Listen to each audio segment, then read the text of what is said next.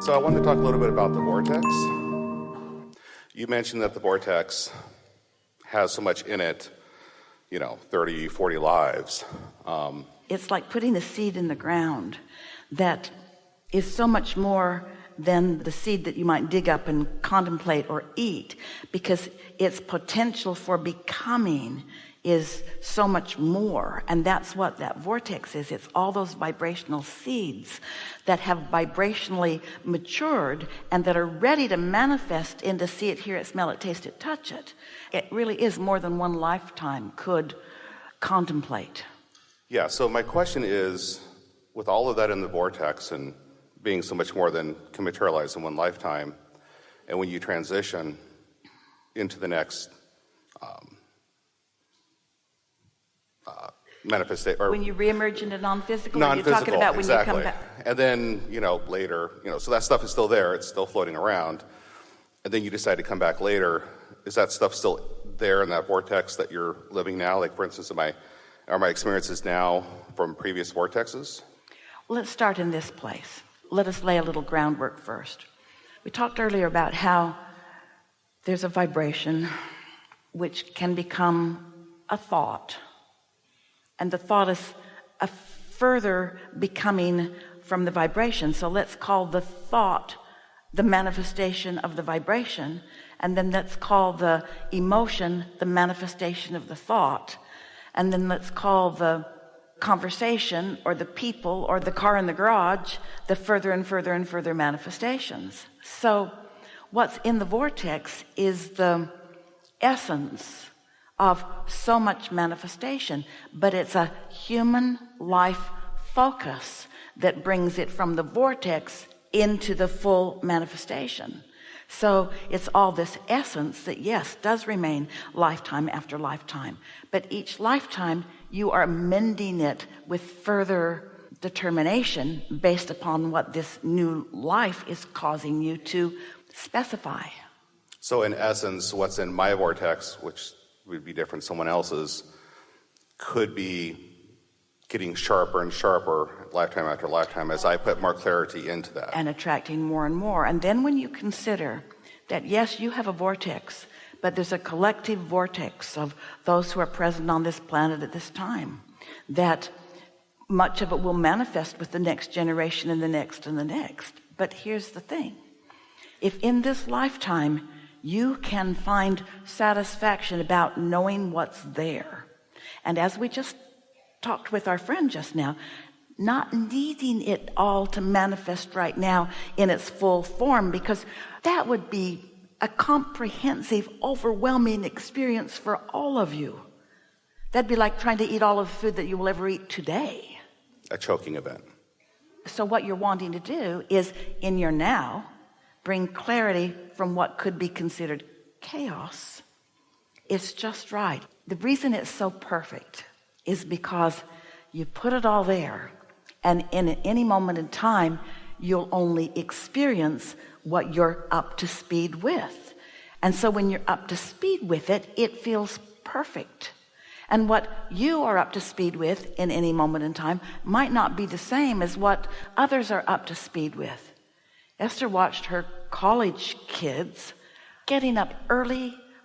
They couldn't get enough snow time. They went skiing, they went sliding down the hill in inner tubes. They couldn't get enough of that. And Esther thought, I would have needed a month or 2 or 3 to do what they all did this week, because their capacity to enjoy was astronomical. Now, Esther's capacity to enjoy is also astronomical, but it's different. It's manifesting in different ways, you see. And so the collective consciousness of all of you is creating something that, as you return and participate in it, it's just going to knock your socks off. Okay. Yeah. Interesting. What are you getting at here? It's just a lot of curiosity. So,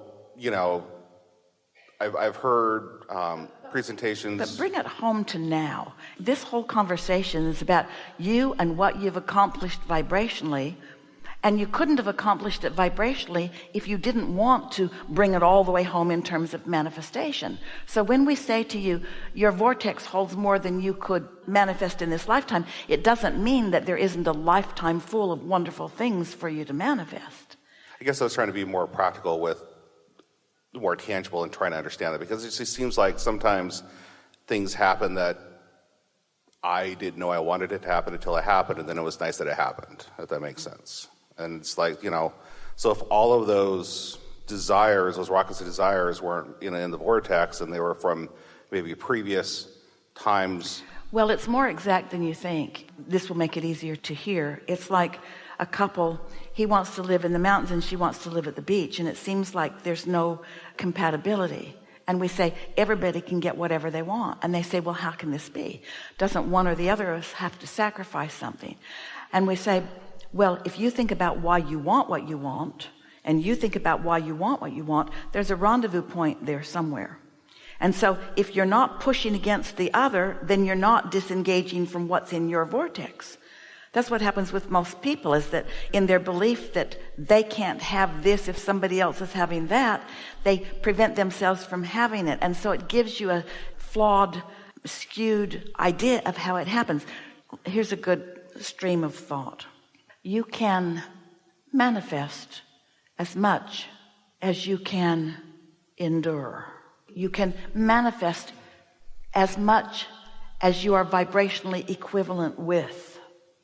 So if you practice the joy factor, as you practice the alignment factor, your capacity for pleasure in a moment in time expands so exponentially that really nobody will get you. Nobody could understand how much you're getting from a moment in time, because your capacity to explore it and understand it and savor it and bask in it and get it is uniquely yours, you see. So, and anything you don't get to before you were to transition could, in theory, be waiting for you when you decide to come back. Well, it isn't just that. When you transition, you're fully engaged in all of it. So it's kind of like a reset point then. When you reemerge into non-physical, your vortex is tangible. You see, what's tripping you up is you keep thinking you're non-physical or physical when you're always both.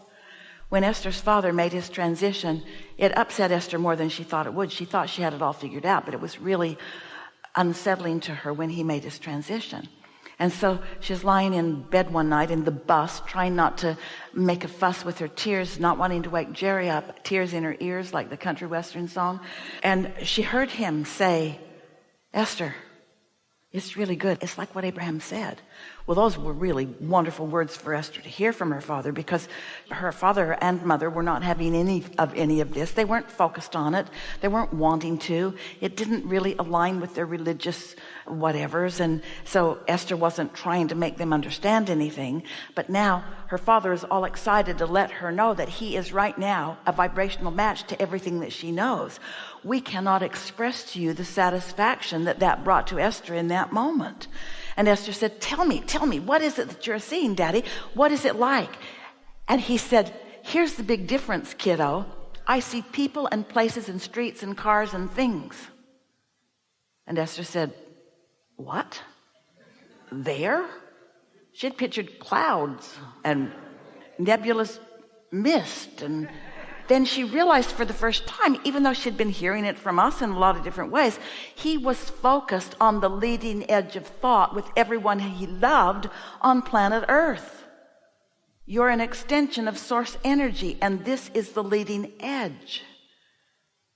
So in essence, what he's saying is he was with them. Through their eyes, ears. He talked to Esther in ways that they had never talked before. They were at one in what they understood. She didn't feel like she couldn't explain it. She felt like he understood it. She didn't feel like it needed to be explained. And then after a few hours of this, she couldn't think of anything else right then to say. And he said, well, I'm going to take off. And Esther said, wait, I don't want to say goodbye. And he said, let's just keep saying hello. You're not going anywhere. I'm not going anywhere. There is no separation between physical and non-physical, except that physicals in their confusion don't allow, you see.